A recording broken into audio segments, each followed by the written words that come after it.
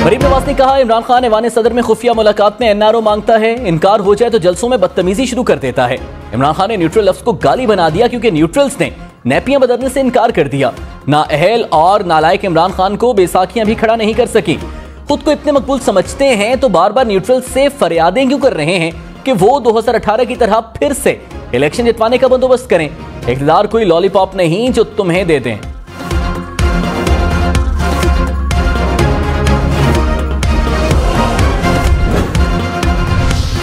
वज़ीर आज़म शहबाज शरीफ ने कहा, इमरान खान की मुसल्लह अफ़वाज के खिलाफ मुहिम का मकसद इक़्तिदार में लाने के लिए मजबूर करना है। मुअस्सिस इदारे को कमजोर करने का मंसूबा कभी भी कामयाब नहीं होगा। ऑडियो लीक के बाद इमरान खान की मायूसी बढ़ गई है।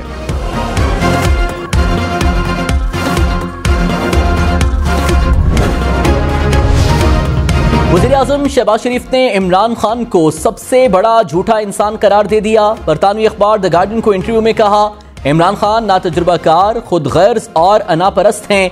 आलमी रहनुमाओं ने भी बताया कि इमरान खान बदतमीज, झूठे और खुद परस्त हैं। इमरान खान ने अमेरिका के साथ पाकिस्तान के ताल्लुकात को बिला वजह नुकसान पहुंचाया। ऑडियो लीक नाकाबिले तरदीद सबूत है। जाती मफाद के लिए मुल्क को बहुत नुकसान पहुंचाया गया। इमरान खान ने मुआशरे को खतरनाक हद तक तकसीम कर दिया। इमरान खान ने कहा, मुल्क पर चोरों का तसल्लुत है जो 30 साल से लूट मार कर रहे हैं। इनकी औलादें बाहर थी, खुद भी बाहर भाग गए, बाहर बैठकर साजिशें की और हमारी हुकूमत गिरा दी। चोरी के तमाम केसेस माफ हो रहे हैं जो काम के साथ मजाक है। अपना रास्ता साफ करने के लिए मेरे खिलाफ झूठे केसेस बना रहे हैं। हकीकी आजादी के लिए खड़े होने का वक्त आ गया है। किसी वक्त भी मार्च की कॉल दे सकता हूं। कौम को अपने मुस्तकबिल के लिए निकलना होगा।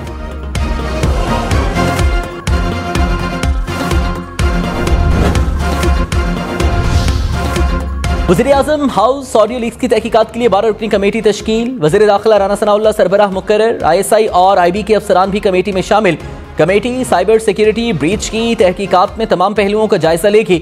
वज़ीर आज़म हाउस में मौजूद टैबलेट्स, स्मार्टफोन्स, वाईफाई समेत तमाम इलेक्ट्रॉनिक आलात को चेक किया जाएगा। सिक्योरिटी प्रोटोकॉल की भी नजरसानी की जाएगी। तहकीकाती कमेटी का पहला इजलास आज होगा।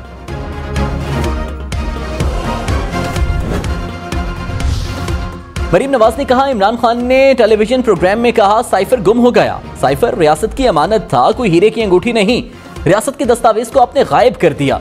जालसाजी करके मीटिंग मिनट्स बदले। साइफर में कहीं साजिश का जिक्र नहीं था, आपने इसे साजिश बना दिया। अब दुनिया पाकिस्तान को साइफर भेजने से डर रही है। वो कहते हैं पता नहीं साइफर के साथ क्या होगा।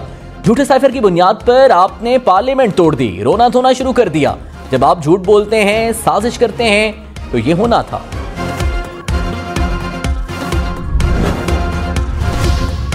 फवाद चौधरी ने कहा, मरीम नवाज ने रियासत को खबर दी कि वो सजा याफ्ता वालिद के पास जा रही हैं। मुजरिमों की बिला रोक टोक आनिया जानिया निजाम अदल के मुंह पर तमांचा है। प्रोग्राम ब्रेकिंग पॉइंट विद मालिक में कहा, एस्टैब्लिशमेंट से बातचीत चल रही है तो दोनों तरफ की दिलचस्पी के बगैर तो बात नहीं हो सकती। हुकूमत को भी इस बातचीत में हिस्सा लेना चाहिए ताकि कोई रूल्स ऑफ गेम्स बन सकें।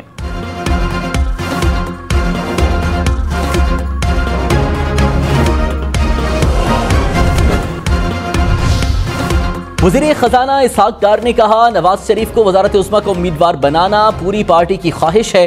शहबाज शरीफ और पार्टी की ख्वाहिश है इलेक्शन हो तो नवाज शरीफ ही लीड करें। नवाज शरीफ की ताहयात नाअहली किसी पैमाने पर पूरा नहीं उतरती।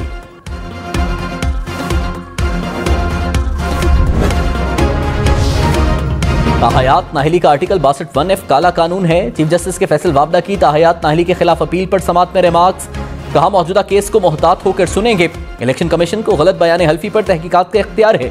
सुप्रीम कोर्ट इलेक्शन कमीशन के ताहयात नाअहली के हुक्म को कलअदम करार दे भी तो हकायक तो वही रहेंगे।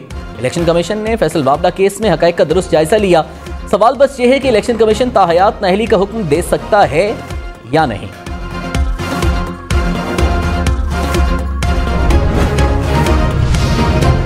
फवाद चौधरी ने कहा, ताहयात नाअहली का कानून दुरुस्त नहीं। नई आने वाली असेंबली को कानून में तरमीम करनी चाहिए। आइन या कानून में तरमीम किसी एक शख्स के लिए नहीं होनी चाहिए। जहांगीर तरीन की नाअहली के बाद बातें होने लगी कि बैलेंस करने के लिए नाअहल किया गया। आर्टिकल 62(1)(f) की तारीफ होनी चाहिए।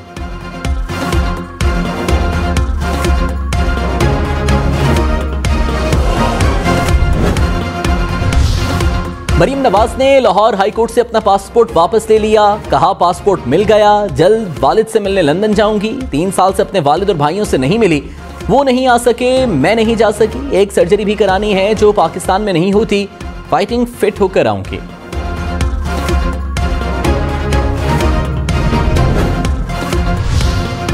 कराची में बल्दियाती इंतखाबात 23 अक्टूबर को ही होंगे। इलेक्शन कमीशन ने सिंध हुकूमत की बल्दियाती इंतखाबात मुलतवी करने की दरख्वास्त मुस्तरद कर दी।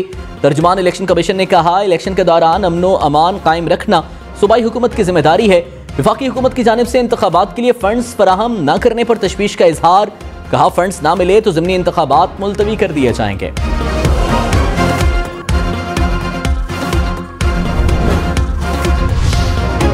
रावलपिंडी में सफाक मुल्जिम ने 3 भाइयों को मौत के घाट उतार दिया। किरायादार के रूप में शातिर मुल्जिम ने पूरी नस्ल खत्म करने का मंसूबा बनाया।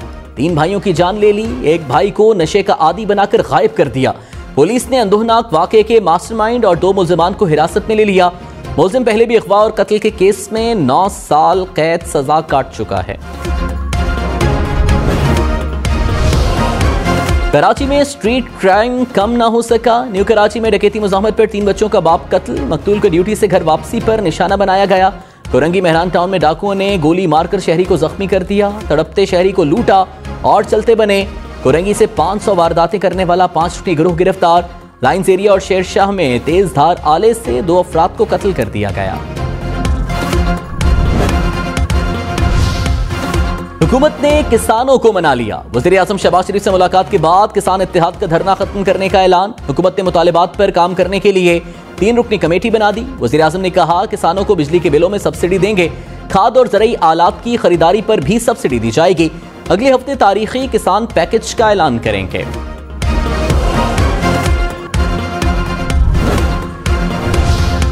मरीम नवाज ने कहा, इमरान खान को इक़्तिदार में लाने के लिए पैनामा का खेल रचाया गया। 6 साल मुझे और मेरे वालिद को झूठा मुकदमा भुगतना पड़ा। नाजायज तौर पर 3 साल मेरा पासपोर्ट क्यों रखा गया? जिसकी आड़ में पासपोर्ट रखा गया वो रेफरेंस ही नहीं बन सका। 6 साल में नवाज शरीफ की जायदाद साबित करने के लिए एक कागज का टुकड़ा नहीं दे सके। नवाज शरीफ की वापसी का रास्ता साफ है, बस एक दरखास्त देना बाकी है।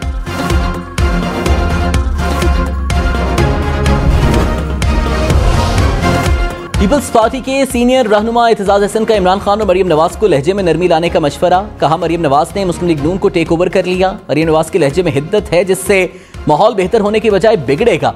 इमरान खान और मरीम नवाज को लहजे नरम रखने चाहिए। कोई किसी से बात करने को तैयार नहीं। इलेक्शन ही तमाम मसाइल का हल होता है।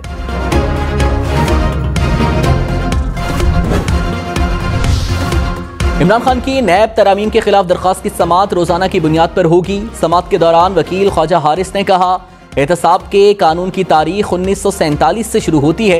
एहतसाब ऑर्डिनेंस इसका ही एक्सटेंशन था। जस्टिस एजाजुल एहसन ने रिमार्क्स दिए, यानी आज तक एहतसाब का कानून वक्ती जरूरत के मुताबिक आगे बढ़ा।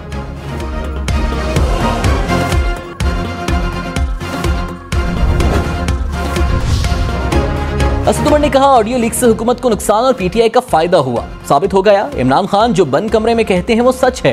ऑडियो लीक्स में वाज़ेह है इलेक्शन कमीशन कैसे फरमाइश पर काम करता है। ऑडियो लीक्स में बातचीत हो रही है कि किन किन के इस्तीफे कबूल करने हैं। हुकूमत 123 इलेक्शन कराने से खौफजदा है। इस्तीफे सबने एक साथ दिए, फिर फैसले में कैसे तफरीक की जा सकती है। आसिफ अली जरदारी का कराची के निजी अस्पताल में तिब्बी मुआयना। ज़राए के मुताबिक बैरूनी मुल्क से आए डॉक्टर्स ने आसिफ जरदारी का चेकअप किया। वज़ीर खारिजा बिलावल भुट्टो जरदारी भी अस्पताल पहुंचे।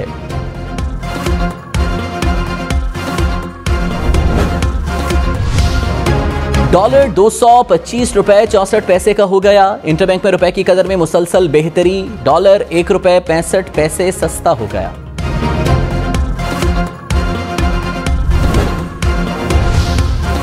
मरीम नवाज ने कहा, इसहाक डार ने बहुत बार मुल्क को माशी बहरानों से निकाला, अब भी निकालेंगे। कहा जा रहा है इसहाक डार की वापसी एनआरओ है। तहरीक इंसाफ को असल तकलीफ ये है कि मईशत बेहतर हो गई तो ये अवाम में क्या मुंह दिखाएंगे। इसहाक डार का 2 बार वज़ीर खजाना बनना इमरान खान के मुंह पर जन्नाटेदार थप्पड़ है।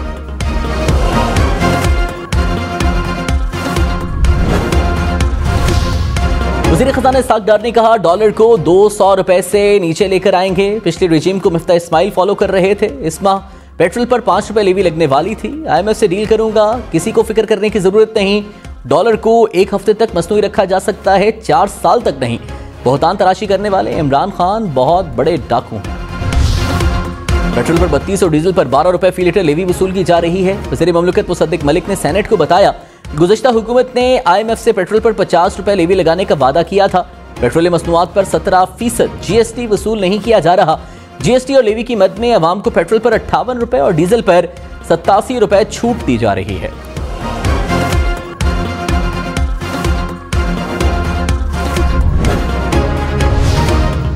महंगे पेट्रोल और डीजल ने पेट्रोलियम कंपनियों पर अरबों रुपए की बरसात कर दी। पीएसओ ने गुज़श्ता माली साल में 29 अरब 13 करोड़ रुपए मुनाफा कमाया। पेट्रोलियम डिवीजन ने मुनाफे की तफसीलात सेनेट में जमा करा दी।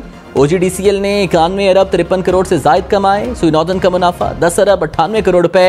माड़ी पेट्रोलियम कंपनी को 31 अरब 44 करोड़ रुपए का मुनाफा हुआ। वज़ीर-ए-आज़म शहबाज शरीफ ने कहा, नवाज शरीफ मेरे रहनुमा और बड़े भाई हैं और उनसे मशवरे करता हूँ। नवाज शरीफ ने मुझे फैसले करने के लिए मुकम्मल इख्तियार दिया हुआ है। खानदानी सियासत का मामला नहीं है, बल्कि ये अहलियत, तवामी हिमायत और अवाम का एतमाद जीतने की बात है।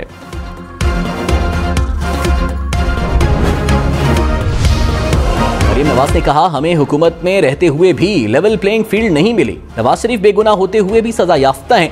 एक शख्स जिसके जराइम से हाथ रंगे हुए हैं वो खुला फिर रहा है। जो नवाज शरीफ को भुगतना पड़ा वो इमरान खान को भी भुगतना पड़ेगा। लेवल प्लेइंग फील्ड तब होगी जब इंसाफ होगा। इंसाफ होगा तो इमरान खान मुल्क की सियासत में दूर दूर तक नजर नहीं आएगा।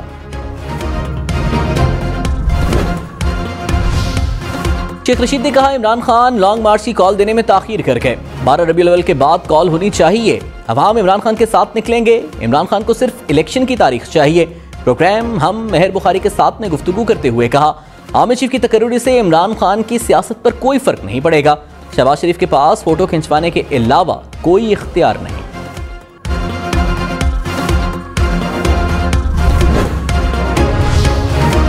तहरीक इंसाफ ने यूसुफ रजा गिलानी के खिलाफ तोशाखाना रेफरेंस दायर कर दिया। सेनेटर शहजाद वसीम की क़यादत में रेफरेंस चेयरमैन सेनेट को जमा कराया गया। कहा, यूसुफ रजा गिलानी ने आसिफ अली जरदारी और नवाज शरीफ को तोशाखाना से कीमती गाड़ियां दी। इख्तियारात का गलत इस्तेमाल करने पर यूसुफ रजा गिलानी को सेनेट से डिसीट किया जाए। चेयरमैन सेनेट ने कहा, कानून के मुताबिक रेफरेंस का जायजा लेंगे।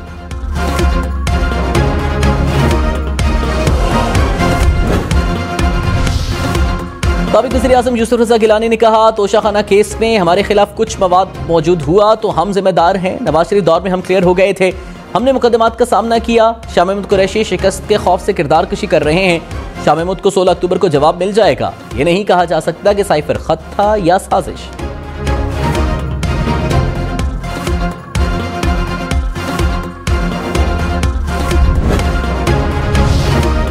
साबिक चेयरमैन नैब जावेद इकबाल की बुनियादी तनख्वाह 12,39,000 रुपए थी। 68,000 रुपए हाउस रेंट और 6,000 टेलीफोन अलाउंस मुकर्रर था। 2017 से 22 तक तनख्वाहों और मुराद की तफसीलात सेनेट में पेश। तहरीरी जवाब में बताया गया, साबिक चेयरमैन नैब ने 5 साल में बुनियादी तनख्वाह की मद में 7 करोड़ 3 लाख रुपए से जायद वसूल किए।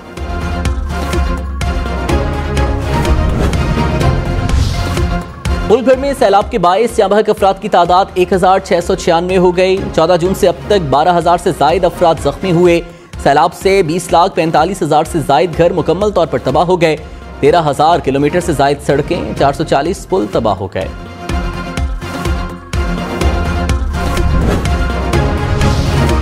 सैलाब की तबाही से निपटने के लिए पाकिस्तान को आलमी बरादरी की मदद की जरूरत है। पाकिस्तान और अक़वाम मुत्तहिदा ने मुश्तरका फ्लैश अपील जनीवा में आलमी बरादरी के सामने रख दी। वफाकी वज़ीर शहरी रहमान ने कहा, मौसमियाती तब्दीली में पाकिस्तान का हिस्सा 1% से भी कम है।